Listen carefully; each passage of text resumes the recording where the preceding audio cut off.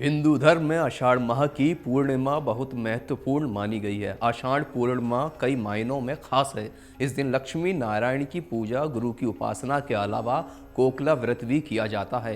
कोकला व्रत को करने से जहां विवाहित लोगों का दाम्पत्य जीवन खुशहाल होता है, वहीं कुंवारी कन्याएं इस व्रत को भगवान शिव जैसा सुयोग्य वर प्राप्त करने के लिए करती हैं। आइए जानते हैं कोकला व्रत की तिथि, मुहूर्त और महत्व। इस साल 2023 का कोकला व्रत 2 जुलाई को रखा जाएगा। इस दिन देवी सती और भगवान शिव की पूजा की जाती है।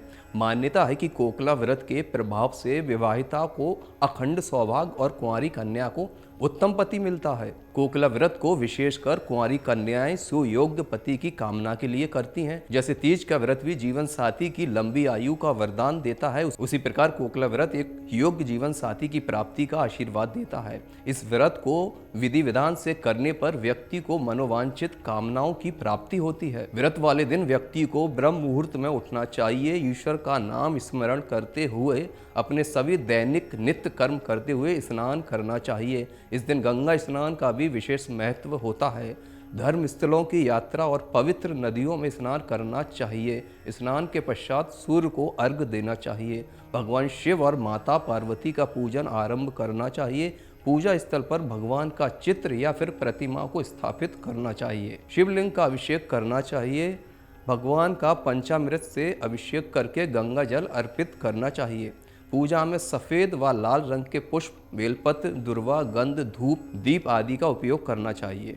इस दिन निराहार रहकर व्रत का संकल्प करना चाहिए। प्रातःकाल समय पूजा के उपरांत सारा दिन व्रत का पालन करते हुए भगवान के मंत्रों का जाप करना चाहिए। संध्या समय सूर्यास्त के पश्चात एक बार फिर से भगवान की आरती पूजा करनी चाहिए। व्रत के दिन कथा को पढ़ना और सुनना चाहिए। शाम की पूजा के पश्चात फलाहार करना चाहिए। कोकला व्रत कथा। कोकला व्रत की कथा का संबंध भगवान शिव और देवी सती से बताया गया है। इस कथा अनुसार माता सती भगवान को पाने के लिए एक लंबे समय तक कठोर तपस्या करके उन्हें फिर से जीवन में पाती हैं। कोकला व्रत कथा शिव पुराण में भी वर्णित बताई गई है। इस कथा के अनुसार देवी सती ने भगवान को अपने जीवन साथी के रूप में पाया। इस व्रत का प्रारंभ माता पार्वती के पूर्व जन्म के सती रूप से है। देवी सती का जन्म राजा दक्ष की बेटी के रूप में होता है। राजा दक्ष भगवान शिव से बहुत नफरत करते थे, परंतु देवी सती अपने पिता की अनुमति के बिना भगवान शिव से विवाह करती हैं। दक्ष सती को अपने मन से निकाल देते हैं और उसे अपने सभी अधिकारों से वंचित कर देते हैं। राजा दक्ष अपनी पुत्री सती से इतने क्रोधित होते हैं कि उन्हें अपने घर से भी सदैव के लिए निकाल देते हैं। राजा दक्ष एक बार यज्ञ का आयोजन करते हैं। इस यज्ञ में सभी लोगों को आमंत्रित करते हैं। ब्रह्मा, विष्णु व सभी देवी देवताओं को आमंत्रण मिलता है, किंतु भगवान शिव को नहीं बुलाया जाता है। ऐसे में जब सती को इस बात का पता चलता है कि उनके पिता दक्ष ने सभी को बुलाया है लेकिन अपनी पुत्री को नहीं, तब सती से यह बात सहन ना हो पाई। सती ने शिव से आज्ञा मांगी कि वो अपने पिता के यज्ञ में जाना चाहती हैं। शिव ने सती से कहा कि बिना बुलाए जाना उचित नहीं है, फिर वो चाहे उनके पिता का घर ही क्यों ना हो। सती शिव की बात से सहमत नहीं होती हैं और जिद करके अपने पिता के यज्ञ में चली जाती हैं।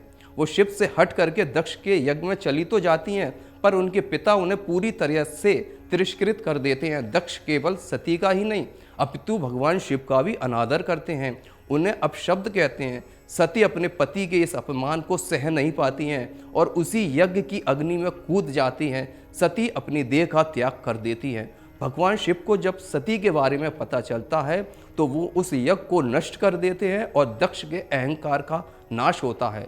सती को जिससे यज्ञ में शामिल होने के कारण श्राप देते हैं कि हजारों वर्षों तक कोयल बनकर नंदन वन में निवास करेगी। देवी सती ने कोयल बनकर हजारों वर्षों तक भगवान शिव को पुनः पति के रूप में पाने के लिए तपस्या की और उन्हें इस व्रत के प्रभाव से भगवान शिव फिर से प्राप्त भी हुए। इस कारण इस व्रत को कोकला व्रत का नाम प्राप्त हुआ। तो ये थी कोकला व्रत कथा। अब इससे जुड़ी हुई मान्यता भी सुन लीजिए। स्त्रियां इस व्रत का पालन करती हैं तो उन्हें जीवन में सभी सुख प्राप्त होते हैं। उनके भीतर उस शक्ति का आगमन होता है जो उन्हें अपने परिवार को जोड़े रखने और हर सुख दुख को सहन करते हुए आगे बढ़ने की प्रेरणा देता है। जय सिया राम। अगर आपको हमारा ये वीडियो पसंद आया हो तो हमारे चैनल जीवांजलि को सब्सक्राइब करें।